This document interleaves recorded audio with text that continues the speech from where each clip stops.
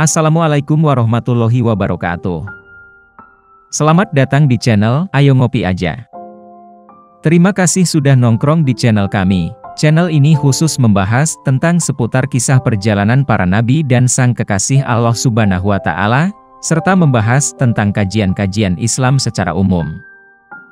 Jika video ini bermanfaat, silahkan Anda share video ini dan terus dukung channel ini dengan cara klik tombol like, subscribe dan aktifkan notifikasinya serta berikanlah komentar dengan bijak. Terima kasih dan selamat menonton. Pendosa yang menggantikan wali.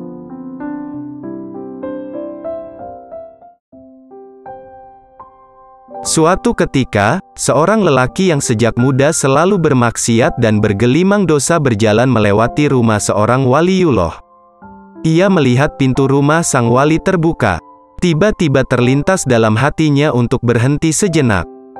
Ia berkata dalam hati, tubuhku ini sejak diciptakan Allah selalu bermaksiat, sedangkan sang wali itu, tubuhnya sejak diciptakan Allah selalu taat. Aku ingin memandang tubuh yang taat itu dari ujung rambut hingga ujung kaki. Semoga berkat pandanganku ini, kelak di hari kiamat aku memperoleh pertolongannya atau syafaatnya. Ia pun menghentikan langkahnya. Saat itu sang syekh sedang berdiri di depan pintu. Lelaki pendosa itu lalu memandang sang syekh dari ujung rambut hingga ujung kaki dengan pandangan berharap berkah. Setelah puas ia pergi tanpa berkata sepatah kata pun. Di tengah jalan, lelaki itu bertemu dengan salah seorang murid sang syekh tadi. "Mengapa kau pergi meninggalkannya?" tanya si murid. "Aku hanya ingin menatapnya. Kukatakan pada diriku semoga tubuh yang taat itu memberi syafaat kepada tubuh yang suka maksiat ini." Lelaki itu pun melanjutkan perjalanannya. Sementara si murid menemui sang syekh dan bertanya, "Apakah tadi ada seorang lelaki datang menemuimu?" "Ya, ia berhenti di pintu kemudian pergi begitu saja," jawab sang syekh.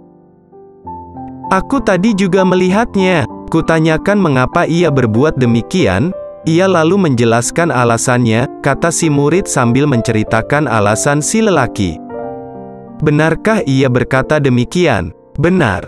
Kalau demikian, tidak ada yang pantas membawa sirku, rahasia yang dimiliki wali Allah, kecuali dia. Panggillah dia." Si murid bergegas pergi mengejar lelaki itu sampai ia mendapatinya di pasar. "Cepat kemari, kau akan memperoleh sesuatu tanpa harus bersusah payah," ajak si murid. Sang syekh kemudian menjadikan lelaki tersebut murid khususnya, dan memberikan sir kepadanya. Lelaki itu akhirnya menjadi khalifah sang syekh dan menggantikan kedudukannya untuk mendidik murid-muridnya. Hikmah yang bisa dipetik. 1. Al-madad biqadril masyad, besar kecilnya pemberian itu tergantung cara pandangnya.